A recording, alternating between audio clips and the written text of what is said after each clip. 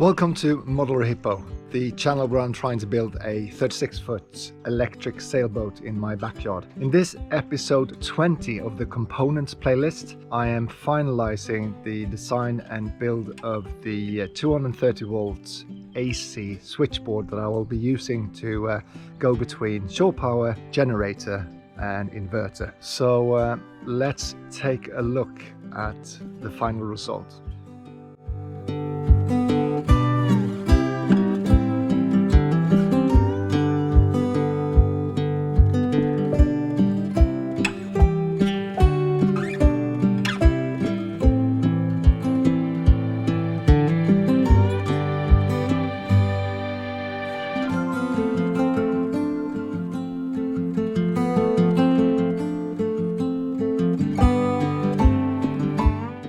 I now have the raised beds for the wire junctions in place and glued.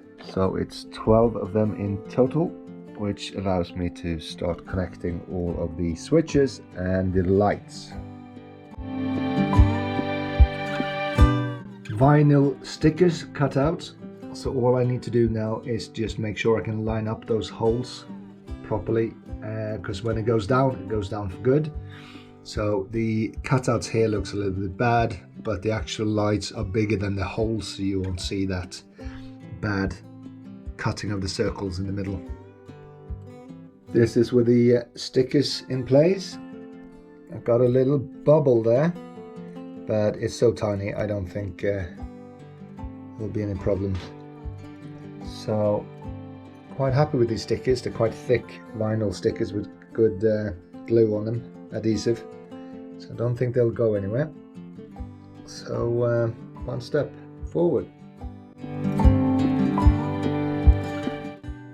So with everything now connected, I can simulate, for example, shore power coming in. So we plug shore power in and we get a light there. If I plug in inverter, it comes in here. And what I've also done is that I've connected light switches to the inverter in and inverter out, because I don't want the battery to trickle charge.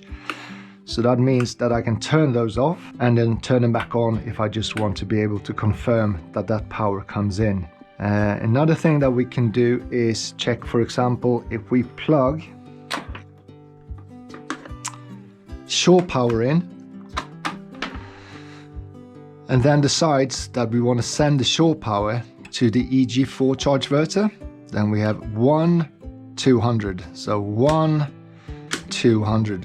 So that shows me that the EG4 power out is coming out as well. And then I can kind of go through all of these different combinations to send either inverter, shore power, generator in the direction that I want to send it. And the options I have is to send it either to direct main and bypass the inverter, or I can send it to the inverter, or I can send it to the EG4 charge verter. So that gives me a lot of options if anything would go wrong.